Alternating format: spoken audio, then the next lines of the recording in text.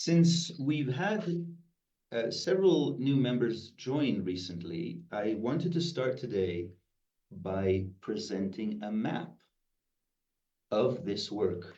After all, if you join any path, any way, anything that claims to be a process, a journey, it's only reasonable that you be given at least an outline, in as much as that is possible, of where you are, where you begin, where you are headed, and the steps that lead you there.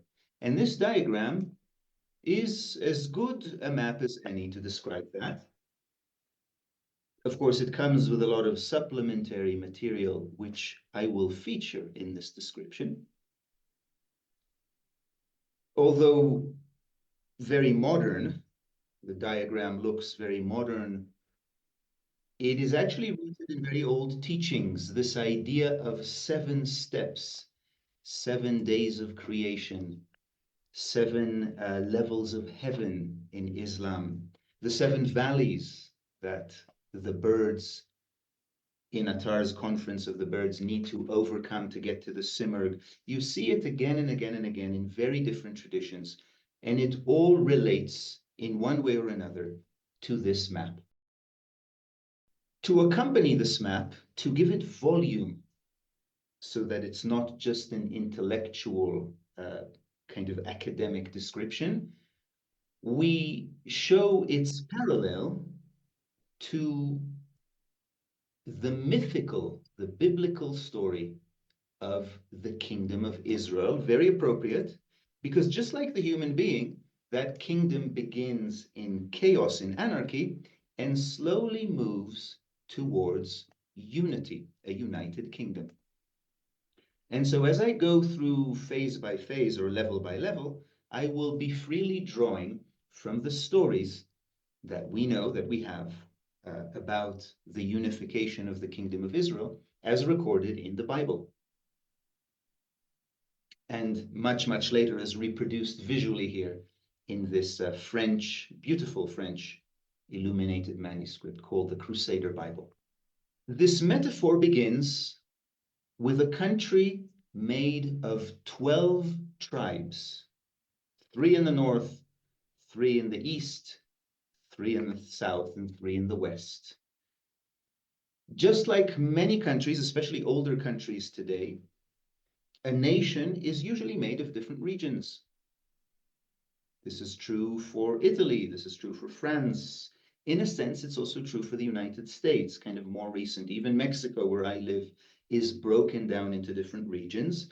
And until not long ago, before globalization, before travel between places and moving, relocation was so easy, these regions were distinctly different. They had different languages often, or if they shared the same language, they had different dialects, different accents, different cuisine, different cultures, different interpretation, usually of the same religion. So if it's a Christian country or a Muslim or a Hindu, still each region would have its particular ways of practicing that religion. And so, despite being one nation, these are 12 distinctly different groups of people. Important for our understanding to acknowledge that here at the start, because, especially in the case of the mythical unification of Israel, these 12 directly corresponds to the 12 parts of centers that comprise our being. You will notice, by the way, that I'm using for a change the tarot deck of cards rather than the common deck of cards. They're the same. The tarot is the original. Deck of cards is a much more modern adaptation of it. The tarot is a little better because it distinguishes in what we call mechanical parts, the moving parts. It distinguishes between 2 different mechanical parts, either moving or instinctive. But this is an aside to what I've been speaking of so far. We will speak of this maybe in at a different, more relevant time. But just like the symbolic nation of Israel begins with 12 tribes, so do we, by default, arrive at this work made of 12 distinctly different groups of eyes, as divided psychologically by function in this diagram. We have an intellectual function that is distinctly different psychologically in its worldview, in its psychology, in what it wants and what it doesn't like, than the emotional function, which again is distinctly different than the moving and the instinctive and so forth. From Gurdjieff, we fail to see how contradictory and hostile the different eyes of our personality are to one another. If a man were to feel all these contradictions, he would feel what he really is. He would feel that he is mad. So at the beginning of this journey, not only are we made of 12 distinct parts, they are full of contradictions, and we know this. It is not a big secret. One group of eyes wants something. The other group of eyes knows this is unwise to pursue, that we shouldn't do this.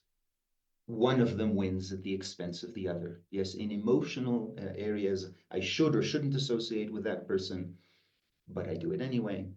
In instinctive areas, I shouldn't eat this, it's bad for me, but it's tasty, so I go ahead. All these different contradictions that we contain on a regular basis, that if we would really see, would make us rightly feel that we were mad. Correspondingly, the beginning of the story of the unification of the nation of Israel in the Bible begins with civil war. There is no king in those days, and so everyone does what is right in their own eyes, disregarding the other 11 tribes. I want this, I'll just get it. Who cares about the rest?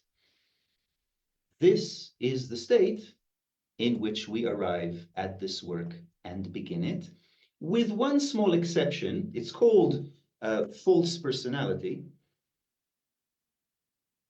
And the reason it's called a false personality is because we cover it with this illusion that it is unified, that it does represent me.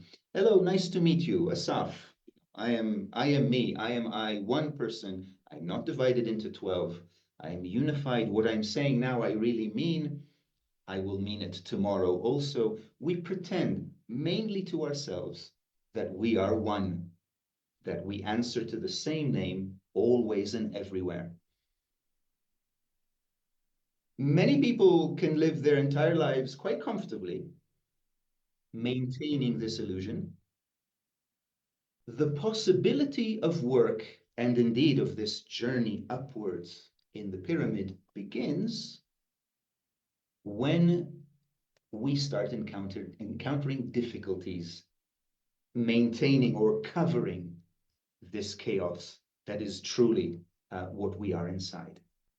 In the story of the unification of Israel, this is described um, as the elders of each tribe. Here they are. So to be clear, these are different elder people from different tribes. Very unusual that they would get together, right? Usually they're in enmity. They don't speak with each other, they fight with each other, and yet the suffering of living in anarchy, of fighting all the time, of contradicting myself, of wanting one thing in the morning, but doing the exact opposite later in the day, all the time. The suffering that brews out of this contradiction enables them to overcome their differences, get together, and approach the prophet of their time, which is called the prophet Samuel, and ask him to anoint a king. We can't go on like this any longer. We have to find somebody that will reign over all of us equally and start introducing some kind of unity. In this diagram, this gathering of the elders is called a magnetic center, and it is described in the following way. If the magnetic center receives sufficient nourishment, if there is no strong resistance on the part of the other sides of a man's personality, it begins to influence a man's orientation, obliging him to turn round and even to move in a certain direction. Notice the way Gurdjieff describes it. It is not guaranteed to lead us upward in the pyramid. And in truth, in practice, out of many, many magnetic centers, very few will have um, the many different things it takes to first recognize real work and then actually take the steps to pursue it. Most will be happy to search, to feed the curiosity of esoteric knowledge, to argue with others, and many different things of that kind. Very few will be able to go beyond themselves and start real work. The movement from here, from this stage, where we have become dissatisfied with ourselves enough to develop a magnetic center and are ready to take the next step in the diagram called observing eye, is something we can never achieve alone. It is not possible to work to make this transition alone. We need outside help. It is not possible because so much, well, first of all, because we're ignorant, but not only because of that. So much of false personality is founded on self-deceit. We have deceived ourselves so many times for so long that we cannot just flip a switch and from today be sincere and observe ourselves impartially. We have to have the help of other people who will not flatter us, and knowledge that will not flatter us and show us this is the truth about where we are. So in this diagram, I insert these arrows. It's an important interval here. You cannot overcome, surpass magnetic center by your own means alone. Many people prefer to, many people try to. It's very convenient, right? Because I don't have all of you to report to. I can work on myself and I can tell myself stories and be very comfortable thinking I'm developing, when in fact, really all that I'm doing is building a new false personality of myself being some kind of special esoteric person. But a true magnetic center will not fall for that and will search until it finds somebody, a group of people, a teaching that can help it move forward. The first step, as you see, in moving forward is developing the next level, which is called observing eye. At present, you should practice self-observation not for results, but to understand that you cannot observe yourselves. In the past, you imagined that you saw and knew yourselves, but trying will strengthen your attention and you will learn to concentrate better. There are different levels in each of these, by the way. Yes, this is a generalized diagram. Observing eye is not one thing. At the very beginning levels is what Gurdjieff just said, is the simple, humbling realization. I can't do it. I can't see myself objectively. But from here, of course, we grow.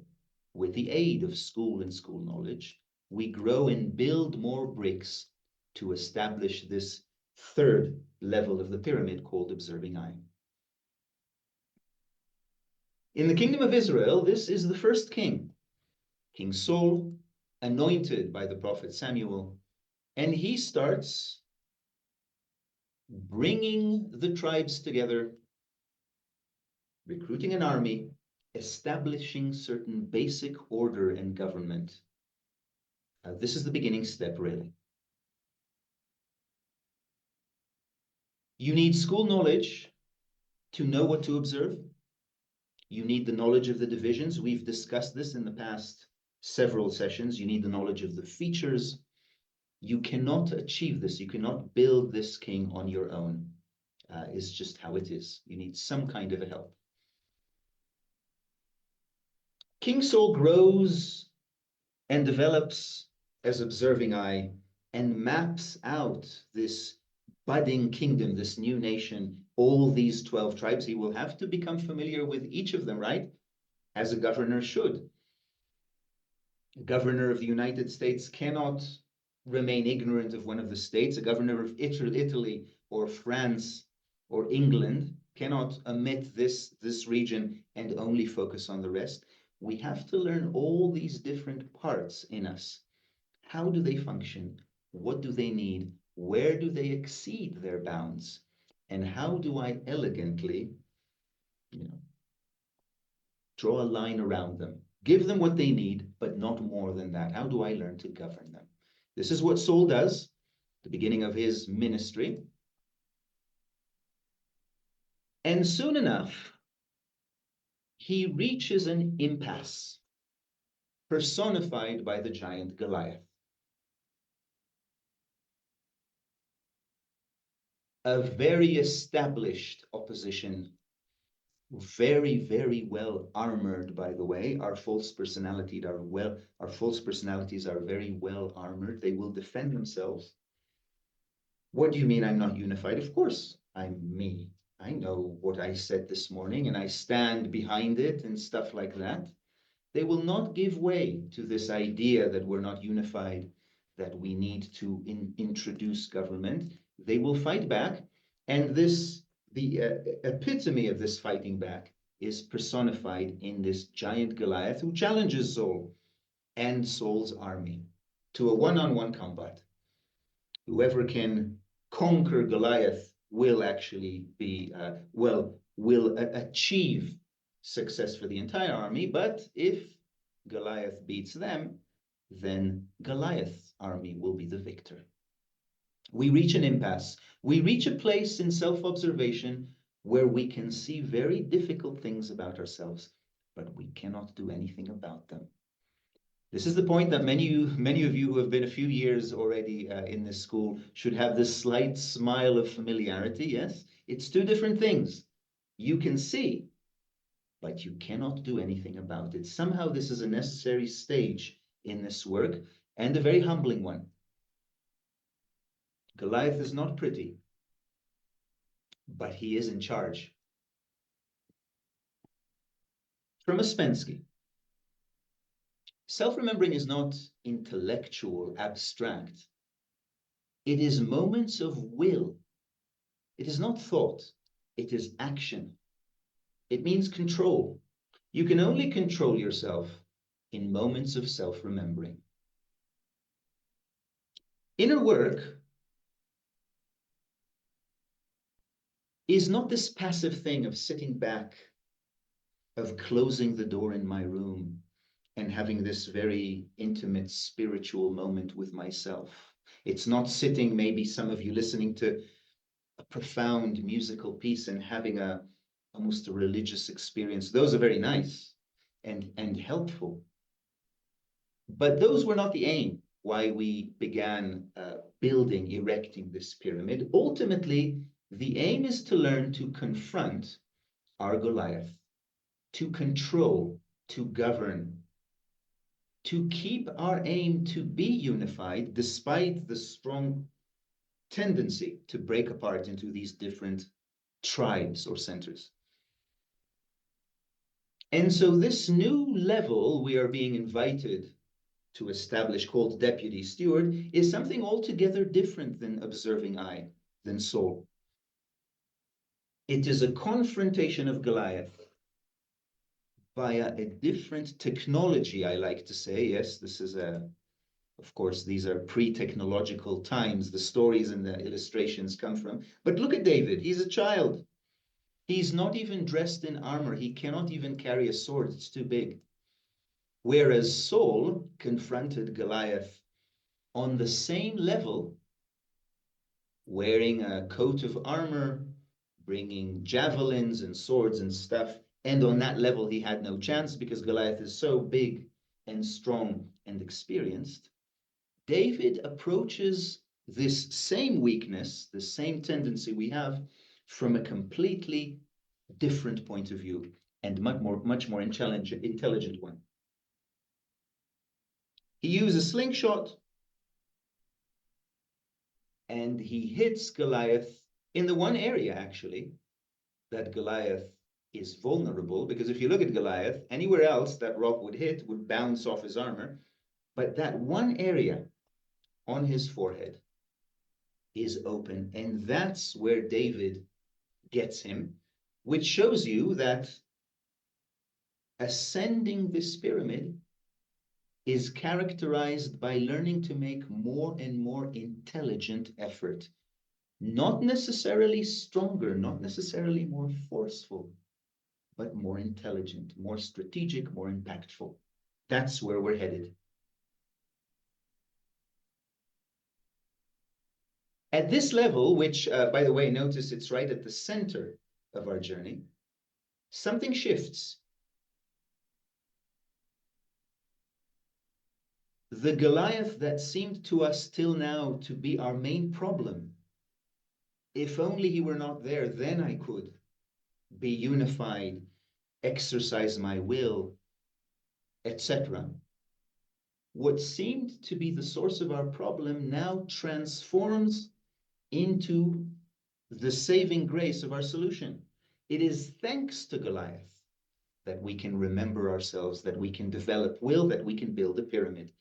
This is portrayed in David using Goliath's own sword. Forgive me for the gruesomeness of the illustration, but this is how they chose to portray it, somewhere in medieval France. But look how they make a point of showing the initials, the name, sorry, of Goliath on his sword. We saw it ever so subtly a moment ago as he was pulling his sword out of its hilt, and we see it again. David uses Goliath's sword against him. We learn to use the inherent denying force of our psychology in the favor of building a pyramid. And this is a very important moment of transition in the work. It is very much a transformation. Something that seemed one way previously now looks to us very different. With all his strength and intelligence, David is not fated to do what his son Solomon, the third and last king, will do, which is to build a temple in Jerusalem for God. Till this point, the nation of Israel had some kind of a relation with God. Of course, they believed in God, and in strategic moments in the stories, perhaps one of the kings or the prophets could convene with God, but it was erratic. It was unpredictable. God wouldn't always appear when you called on him. Now that you've built a temple, and this is described very elaborately in the books, in the book of Kings, once the temple is built, the Spirit of God descends into it like smoke and it pushes out all the priests, and he is there now permanently, permanently accessible. You want to access God? Just go to the temple. He will reliably be there. This achievement, in fourth way terminology, is called connecting to higher centers. Here's how Gurdjieff presents it. This present teaching, he says, differs from many others by the fact that it affirms that the higher centers exist in man already, God's already there, and are fully developed. It is the lower centers that are underdeveloped. And it is precisely this lack of development that prevents us from making use of the work of the higher centers. Once you build a temple, look at its foundations. Remember those 12 tribes, those 12 parts of centers we outlined at the beginning of our journey? There they are, but this time they are put in order. They're no longer in civil war, in anarchy. Our government has put them in an organized way so that we now have a temple to which higher centers, which were always there, but now they can click together and be with us permanently. Practically speaking, this means that whenever you need to access the higher part in you through knowledgeable effort, you can. It is no longer accidental. The relationship, the connection is, so to speak, permanent. There are many degrees to this too, but I think the idea is clear. It is clear, yes, comes across. And you can see also how the story, the biblical story and the fourth way description match together perfectly.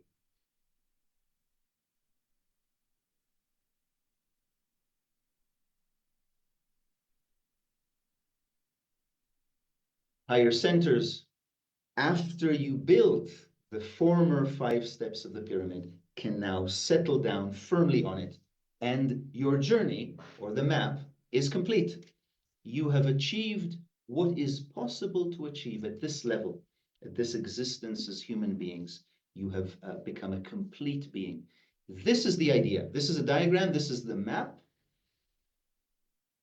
Any way that genuinely aspires or claims to bring human beings from multiplicity to unity has to follow these steps. Yes, it's not somebody's opinion. It's not my interpretation. This is objectively the way that it has to be done. There are many different methods of doing it. You have different schools that use different methods of achieving it, but the structure has to be modeled after this diagram, this map. Fortunately, while the stages are varied and quite distinctly different, the effort, there is a fundamental effort we use always and everywhere to build them, to go through them and learn them. And that effort is self-remembering. And this makes the work, this is a very important simplification. It makes the work very accessible because self-remembering is always right action. Without this, you see, one would easily get lost in complexity. Where am I now? Am I an observing eye or a steward? And if so, what should I be doing? And we would get lost in these kind of intellectual debates with ourselves, except that what is always right is to try to remember ourselves. Here in Ouspensky's words, trying to remember yourself is always right. Whatever you're doing, just try to realize that you're doing that. If you try this persistently, it will give results. This is the chief thing, because without it, nothing else has any value. It must be the basis of everything.